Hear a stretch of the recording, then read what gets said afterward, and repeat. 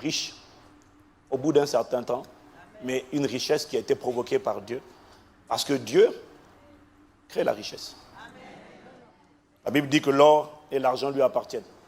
Mais si un papa a l'or et l'argent, c'est pourquoi il les a pourquoi? Ce n'est pas pour les donner à ses enfants. Voilà, notre intelligence sera renouvelée au nom de Jésus. Dis-moi amen. Dis avec moi, riche pour Dieu. Ça ne signifie pas avoir des millions d'euros bloqués sur un compte auquel on ne touche pas jusqu'à sa mort. Parce que ça, par contre, c'est la vanité. Non. Ça signifie devenir un grand contributeur dans le royaume de Dieu et en avoir suffisamment assez pour soi, sa famille et toute forme de besoin supplémentaire. Alors, permettez-moi de vous dire que si je n'étais pas un message vivant de ce que je vais vous dire, je n'enseignerais pas ce message. Je n'enseigne jamais une chose dont je ne suis pas un message. Voilà pourquoi tout le monde ne peut pas enseigner ce que je vais vous enseigner. Tu ne peux pas enseigner quelque chose dont tu n'es pas un message vivant, une épître vivante, une expérience vivante. Tu ne peux pas enseigner sainteté lorsque tu vis dans la souillure et le péché. Tu ne peux pas enseigner chasser les démons lorsque tu es oppressé par des démons. Tu ne peux pas enseigner devenir riche pour Dieu lorsque tu ne sais pas ce que c'est que de devenir riche pour Dieu.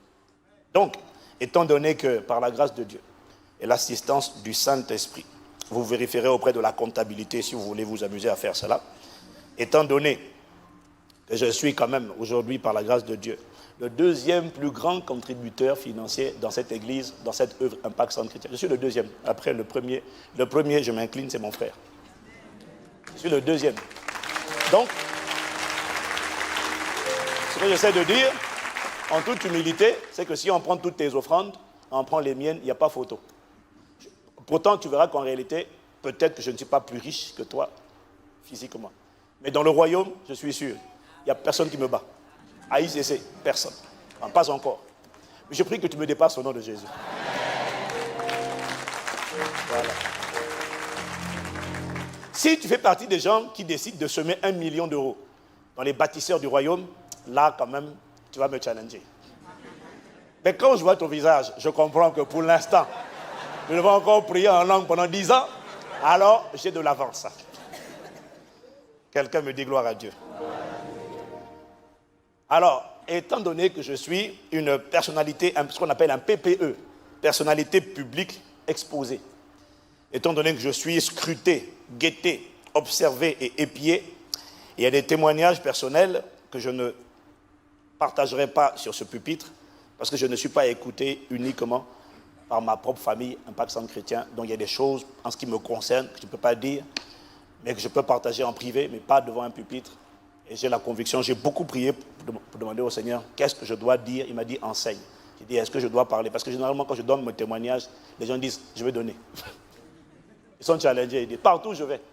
J'ai parlé à Bruxelles, je n'ai même pas enseigné, j'ai juste parlé à Bruxelles sur les bâtisseurs du royaume, leur version des bâtisseurs du royaume, encourageant les gens à donner 10 000 euros en 2 ans.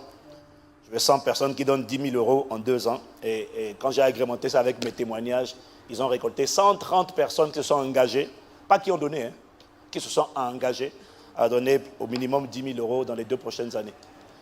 Ce qui est bien.